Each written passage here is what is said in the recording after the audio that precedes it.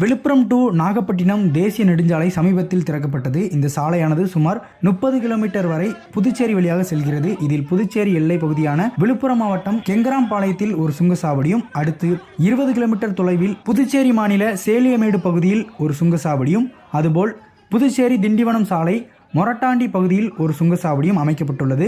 இந்த நிலையில் தேசிய நெடுஞ்சாலை கட்டண விதியின்படி ஒரே திசையில் செல்லும் தேசிய நெடுஞ்சாலை 2 சுங்கசாவடிகளுக்கு இடையே குறைஞ்சபட்சம் 60 கிலோமீட்டர் இடைவேளை இருக்க வேண்டும். ஆனால் புதுச்சேரியை சுற்றியுள்ள இந்த 3 சுங்கசாவடிகளும் மிக குறைந்த இடைவெளியில் சட்டவிரோதமாக அமைக்கப்பட்டுள்ளது என்றும், இதனால் புதுச்சேரி வாகன ஓட்டிகள் மிகவும் சிரமத்துக்குள்ளாகியுள்ளனர். இதனிடையே சட்டவிரோதமாக அமைக்கப்பட்ட சுங்கசாவடிகளை உடனடியாக அகற்ற நடவடிக்கை எடுக்க வேண்டும் என புதுச்சேரி மாநில அனைத்து மோட்டார் வாகன உரிமையாளர்கள் ஓட்டுநர்கள் சங்கம் மற்றும் சமூக அமைப்புகளை சேர்ந்த 100க்கும் மேற்பட்டோர் வழுதாவூர் சாலையில் உள்ள மாவட்ட ஆட்சியர் அலுவலகத்தை முற்றுகையிட சென்றபோது போலீசார் தடுப்பு அமைத்து அவர்களை தடுத்தனர். இதனால் முற்றுகையிட வந்தவர்கள் கோஷங்களை எழுப்பி கண்டன ஆர்ப்பாட்டத்தில் ஈடுபட்டனர்.